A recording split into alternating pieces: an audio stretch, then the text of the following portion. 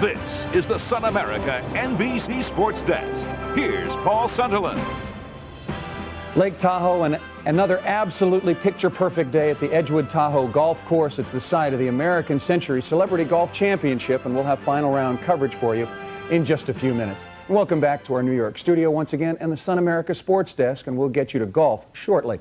First, the final day of Wimbledon, and what a fortnight it was. The men's and women's finals played earlier today, and we begin with the ladies. Seven-time champion Steffi Graf against first-time finalist American Lindsay Davenport.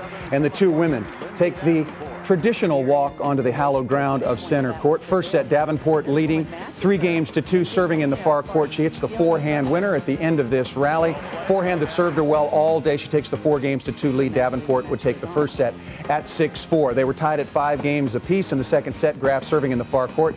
Davenport once again shows the strong forehand winner, this time going cross court. Graf's serve was broken at 6-5. Now we move on to match point. Graf unable to return this serve, and the 23-year-old California native wins her first ladies championship at Wimbledon, becoming the first American-born Wimbledon champion since our own Chris Evert in 1981. Davenport did not lose a set in the entire championship, and she spoke with our Bud Collins afterwards.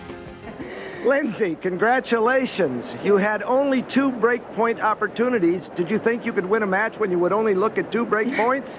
Yeah, it was such a weird match, especially also to hold the whole time against Steffi, who's a great returner, but took advantage of the first game and the 1 break point, and took advantage of the 1 at 5-all in the second, and that's what I needed to do and serve well, and those were the main issues. One note, after the match, Steffi Graf, 7-time winner and Davenport's opponent in this championship final, said that it was her final and last appearance at Wimbledon. The men's final was an all-American affair. 5-time winner Pete Sampras against 1992 champion Andre Agassi. The two American friends who've been playing against one another since they were 10 and 11 years old. Pete Sampras looking to make history on the 4th of July. First set, Sampras leading 5-3. Agassi can't handle the serve. Sampras gets the early lead, 1 set to love. Now in the second set, Sampras leading 3-2, and look at the pretty drop volley. Still in the second set, Sampras again with a huge serve. Agassi struggled all day with a powerful serve of Sampras. Sampras was up 2 sets to love. At championship point, Sampras with the 17th ace of the match for the championship, his 6th Wimbledon title overall. And afterwards, Pete had a chance to compare this victory with other Wimbledon victories in the past for this great American champion. Well, it was different. You know, when I've played here in the past, playing Becker or Gorn, it's more serve and volley tennis. Andre's really, he's a baseliner, so I had a little time to get into the match. You know, and it was close. You know, I mean, even though it was straight sets, it wasn't an easy 3-set match. He made me work very, very hard and got through it. Pete Sampras with his 12th Grand Slam singles title, tying Roy Emerson for the all-time men's record. A couple of interesting baseball notes. American League home run leader Jose Canseco of the Tampa Bay Devil Rays has smacked his 30th long ball of the season against the Toronto Blue Jays, and the Major League home run leader is now Sammy Sosa, who hit his 32nd today off the Phillies ace Curt Schilling. We'll see you later. Right now, enjoy the golf from Lake Tahoe. This has been the SunAmerica NBC Sports Desk. SunAmerica, the retirement specialist.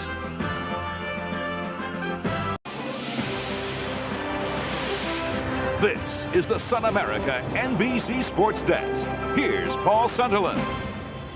Happy 4th of July, everyone, and welcome to our New York studio and the SunAmerica Sports Desk. We'll send you back to Wimbledon in just a few minutes. A reminder that following tennis coverage at 3 o'clock Eastern, we'll bring you 3 hours of golf, the final round of the American Century Celebrity Golf Championship. But first, last night marked the halfway point of the NASCAR season. One of the biggest races of the year, the Pepsi 400, taking place at the famed Daytona International Speedway. And a weekend crowd estimated at over 175,000 saw a race that featured 17 lead changes. Rusty Wallace had the lead for much of the night, taking over the lead position at lap 15 from Ricky Rudd. But Wallace would suffer another hard luck effort at Daytona. Here on lap 144, veteran Dale Jarrett, after making a hurried pit stop, overtakes Wallace and opened up a lead of nearly 8 car lengths. But on lap 157, a 3-car crash forced the drivers to finish the race under a yellow flag. Dale Jarrett wins for the 3rd time at stock car racing's most famous track with an average speed of over 169 miles per hour. It's his 21st career Winston Cup victory. He finishes just ahead of Dale Earnhardt. Jarrett wound up running out of gas less than a lap after he took the checkered flag. And with the win, Jarrett widens his lead in the Winston Cup point standings to 177 over Bobby Labonte. Jarrett is in search of his first ever Winston Cup points title. Now, yesterday afternoon, right here on NBC, the Houston Comets, the WNBA's very best team, thrashed the New York Liberty. There were two other games last night. First, the Sting were in Orlando to face the Miracle, looking to snap its two-game losing streak. Charlotte got out to a quick start. They led by 14 at the break and scored the first 9 points of the second half. Vicky Bullett's layup would help push the lead to 23 points. The Miracle closed within 11, but behind Bullett's 24 points and 11 rebounds, the Sting would win easily by 17. The other game last night featured the Mercury and the Lynx. Minnesota looking to end a 3-game home losing streak. Andrea Lloyd Curry's driving layup helped give Minnesota a 10-point halftime lead. She finished with 9. And teammate Brandy Reed scored a team-high 14 points against her former mates to move the Lynx to 1 game over the 500 mark. Now, when we send you back to London, we'll hear from Steffi Graf on this being her very last Wimbledon. We'll get to that right after these messages from your local stations. This has been the SunAmerica NBC Sports Desk. SunAmerica, the retirement specialist.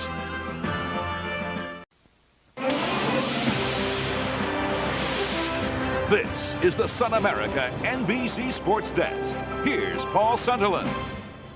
Hi, everyone, and welcome back to our New York studio. We'll send you back to Wimbledon once again in just a few minutes. And so on this greatest of American holidays, 2 Americans have indeed won Wimbledon titles. Pete Sampras, his 6th, and Lindsay Davenport, who captured her first. Davenport defeated Steffi Graf in 2 close sets, 6-4 and 7-5, and after the match, Graf said that it was her final Wimbledon. She had previously announced that the French Open that she won last month would be her last, and she's been so far non-committal about the U.S. Open. It appears that Graf will join a very elite list indeed of athletes to retire in 1999, a group that includes Michael Jordan, who finished playing last year but retired this, hockey great Wayne Gretzky, and John Elway, who won consecutive Super Bowls to cap his remarkable career.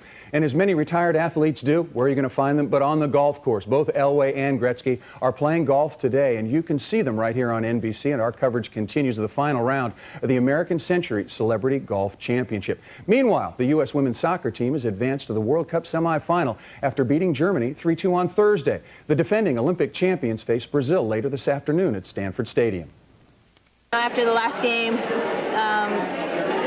I think it was a good test for us, and I think we responded twice, and I think what we need to do as a team is to go out in this game and play hard from the first whistle and you know, not wait for Brazil to come to us. We need to go after them. Well, we just need to play better as a team. I mean, that's been the hardest thing for us.